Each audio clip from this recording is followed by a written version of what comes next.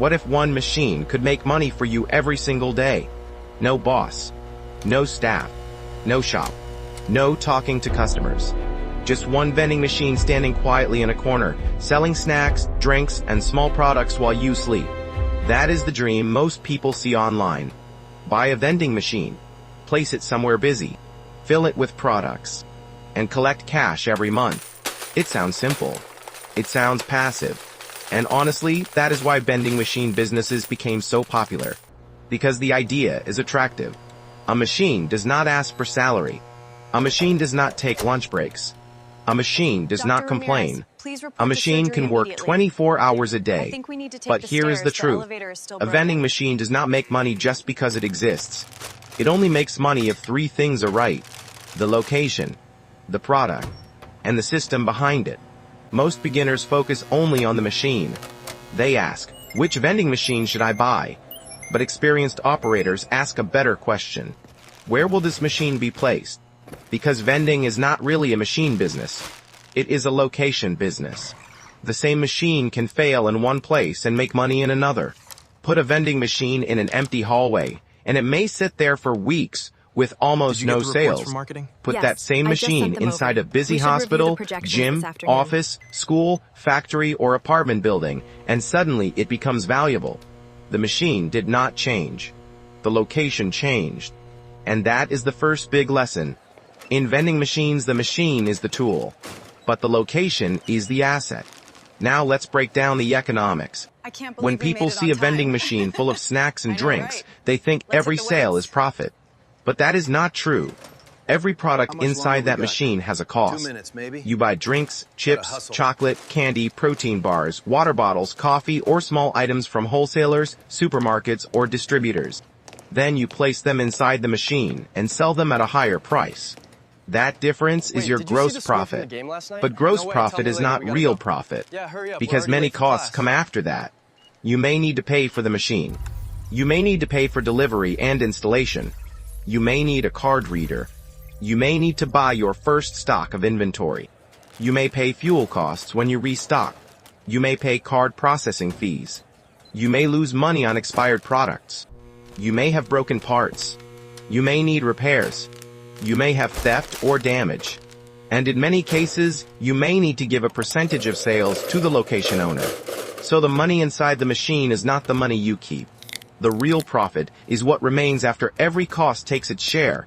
That is where many beginners get surprised. They think vending machines are automatic money printers.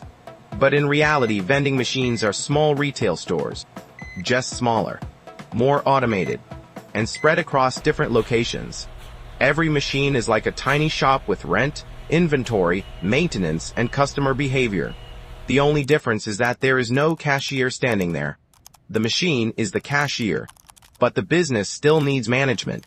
Now think about what the customer is really buying. They are not only buying a drink. They are buying convenience. They are buying speed. They are buying access. They are buying something at the exact moment they need it. A person in a gym may need water. A worker in a factory may need a snack during break. A student may need a cold drink between classes. A nurse in a hospital may need coffee at midnight. A traveler may need something quick before leaving. That is why vending works. It sells convenience in places where people do not want to walk far. The product is simple, but the timing is powerful. And this is why location matters so much. A vending machine works best when people are trapped, busy, hungry, thirsty, tired, or in a hurry. If there are no people, there are no sales. If people can easily go to a cheaper store nearby, your machine becomes less attractive. If the products are wrong, customers ignore it. If the prices are too high, people stop buying. If the machine is empty, they lose trust. And if the machine is dirty or broken, the location owner may ask you to remove it.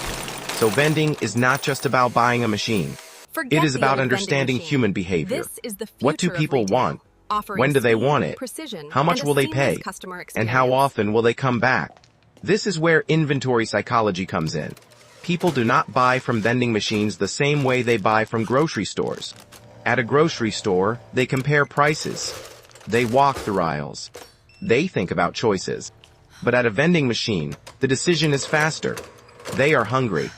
They are thirsty. They see the product. They buy it. That means the best vending products are not always the cheapest. The best products are the ones people want in that exact location.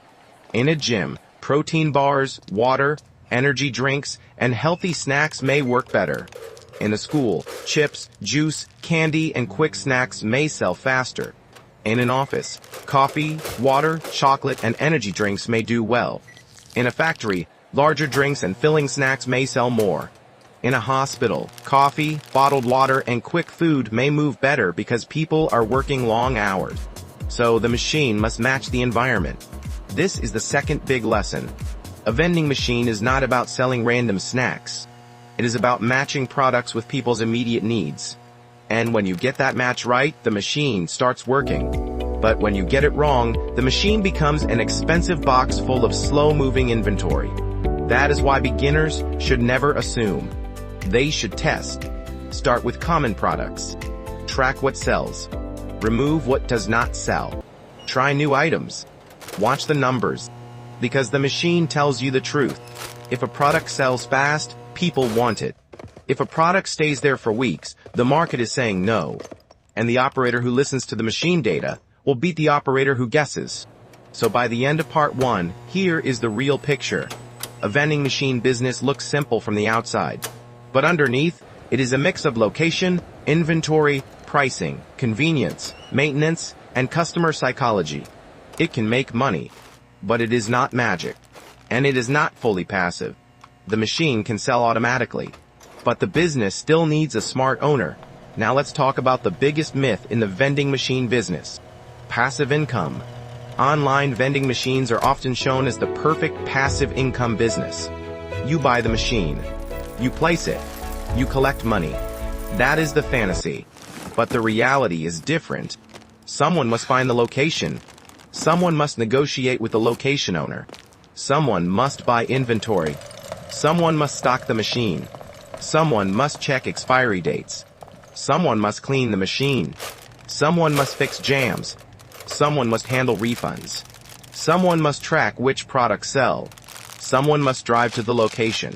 Someone must repair the machine when it breaks. So yes, the machine can sell without you standing there.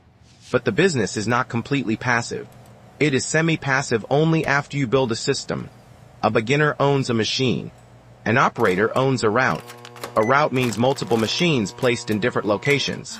And that is where the business starts to change. But one machine also has problems.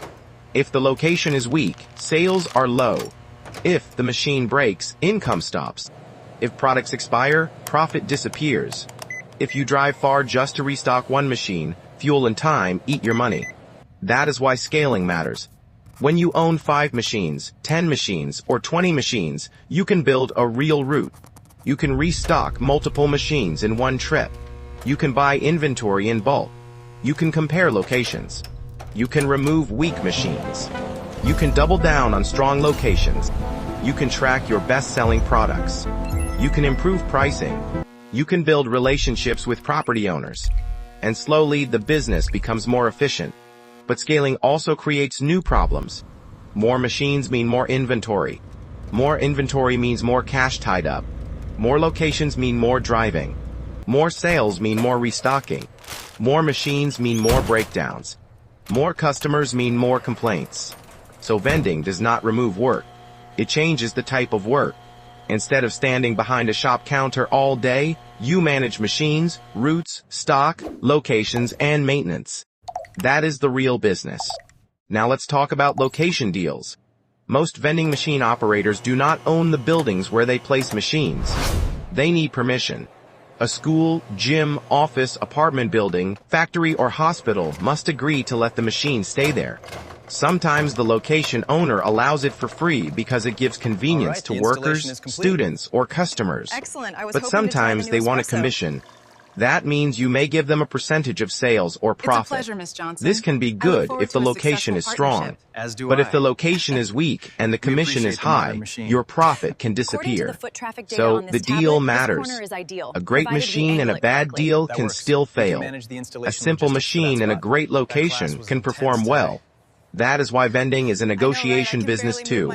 You must convince location owners that your machine adds value. There we go. It keeps people happy. It gives employees snacks and drinks. It helps customers. It makes the building more convenient. And it does not create problems. How are you doing? The location owner is not only giving you space, they are giving you access to traffic. And traffic is the lifeblood of vending. Now there is another hidden part of the business. Trust. If your machine is always empty, people stop checking it. If the card reader does not work, people get frustrated. If the products are expired, the location may complain. If the machine takes someone's money, they may lose trust. If it looks dirty, people avoid it. So every vending machine has a reputation. Even though it is just a machine, people remember the experience. A clean, full working machine gets repeat buyers. A broken, empty machine gets ignored. That means maintenance is not optional. It is part of the business model. Now let's talk about product pricing. You cannot price too low or there is no profit. But you cannot price too high or people stop buying. The right price depends on location. In a premium office building, people may accept higher prices. In a school or factory, customers may be more price sensitive. In a hospital at night, convenience may matter more than price. So pricing is not random. It is strategy. You are balancing product cost, customer demand, competition, and convenience. That is why data matters. If a product sells out quickly, you may be underpricing it or not stocking enough. If a product never moves, the price may be wrong or the product may not match the location. A vending machine is constantly giving you feedback. Sales data tells you what people actually want. Not what they say they want, what they buy. And that is powerful. Now here is the deeper economic lesson. A vending machine business is a small example of ownership. You own a productive asset. That asset sits in the location. It sells products. It creates cash flow. But like every asset, its value depends on how well it is managed. A machine in the wrong location is almost worthless. A machine in the right location can become valuable. A machine with bad products will underperform. A machine with the right products can sell daily. A machine with no maintenance will fail. A machine with a strong system can keep working. So the business is not about luck. It is about execution. Find good locations. Choose the right products. Control costs. Keep machines full. Track sales. Fix problems quickly. But if someone buys a machine without a plan, they may lose money. They may overpay for the machine. They may place it in a weak location. They may stock the wrong products. They may ignore maintenance. They may underestimate fuel and time. That is why the vending machine business is both attractive and dangerous. It looks easy from the outside, but the profit is hidden in the details. The best operators are not the ones with the fanciest machines. They are the ones who understand locations, customers, costs, and consistency. So is a vending machine business worth it? It can be, but only if you treat it like a real business. Not a passive income shortcut. Not a get-rich-quick trick. Not a machine that prints money. A vending machine sells convenience. That is the product. Snacks and drinks are just the form. The real thing people pay for is access at the right time and place. And that is the final lesson. A vending machine does not print money. It sells convenience. And the person who controls the best location controls the profit. So before buying your first machine, do not ask only which vending machine should I buy. Ask this instead. Where will I place it? Who will use it? What will they want? How often will I restock it? What will it cost me? And what will be left after every expense?